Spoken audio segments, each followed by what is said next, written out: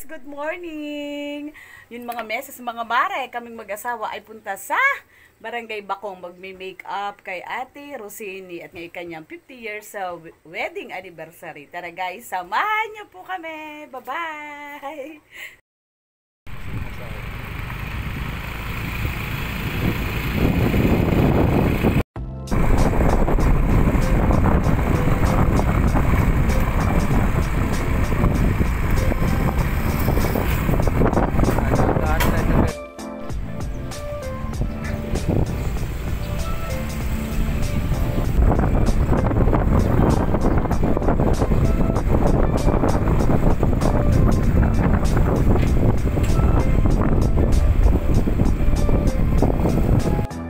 So, ayan guys, nakikita nyo po, napakaraming bulaklakhan eh.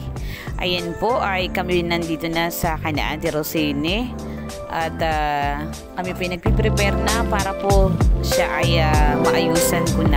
Ma-make-upan dahil 50th anniversary po nila ni Kuya Mario. Ay ako po napaghilingan na siya ay aking ayusan. O ay di po bagahan eh, bongga! Gaganda na kanyang halaman ay so may sunflower ay talaga po namang napakaluwang ng kanilang area. Yan po yung mga kubo-kubo, may mga kubo-kubo silang bubong ay pawid or nipa. Ay talaga po naman pagka nadidiyan ka ay hindi mo na naisin pang umuwi o iuha. Yan po ang isa sa kanilang kubo. Ay hagot ang bulaklakan eh. So sa ko nga po ay nung naririyan ay talagang fresh ang pakaramdam, napakaginhawa at maganda sa mata ang kapaligiran dahil napakaraming niyang mga tanim na mga namumulaklak. At meron din po silang mga tanim yung mag-asawa ni Kuya Mario ng mga mga gulay. Nandiyan yung kamuting bagin, kamuting kahoy o balinghoy. At yan ang kanyang apo. Ayan po, isa po yan sa mga tanim niyang namumulaklak ang sunflower. Ayan, may papaya din po si Kuya Mario. Ayan po si Kuya Mario, yung may-ari nung pinuntahan namin, yan yung room. At bali, umaga pa lamang ay nandun na kaming mag-asawa. Di pala umaga, 12 o'clock na yung tanghali na. Ay pumunta na kami at ang kasal nila ay alas 3 ng hapon. Ay saya ko'y tuwan-tuwa. Daming tanim, yan po ay kamuting kahoy o balinghoy.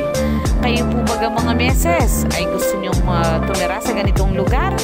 Abay ako'y oo. At mas gusto ko po yung ganitong buhay, yung simple laang. At sabi nga po, pag may ganito kang kapaligiran pati, ay limot ang lahat ng stress at problema, honey. Sabi nga. Ayan, bayan na po si Ate Rosini. Talagang napakagandang babae baka sa kanyang mukha. Ang kagandahan kahit medyo may edad na. Ay sus, nakakatuwa po. Talaga namang bonggang-bongga.